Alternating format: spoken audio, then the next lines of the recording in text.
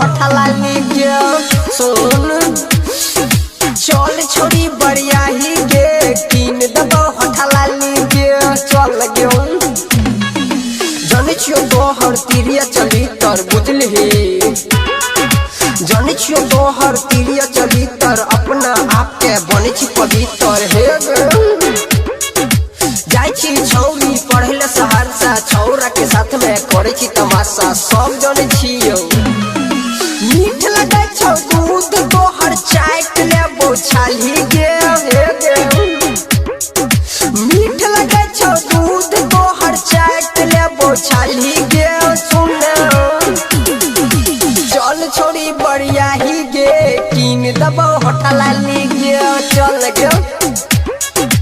चल छोड़ी बढ़िया ही गे कीन दबो हठला लीजिए ठीक छौ डीजे ब्रजेश चकिया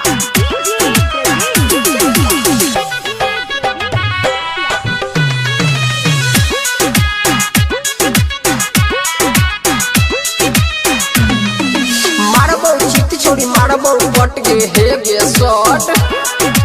मारबो चित छोड़ी मारबो पट गे डाल दबो आपन फाट दे तो जम गे बुझली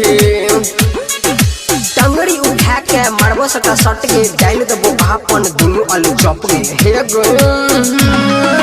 प्यारे लाल प्रेमी के तू किया दई छी गाली गे हे गो मार दबो राइटर सुकेश मुकेश के तू किया दई छी गाली गे सुन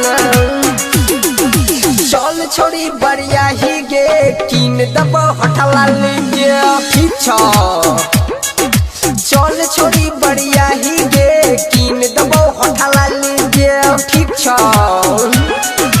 जोरे साया सारी छौरी पायल कान के बाली गे चल गे जोरे साया सारी छौरी पायल कान के बाली गे सुन चल छोड़ी बढ़िया ही गे कीन दबो हठला लीजिए सुन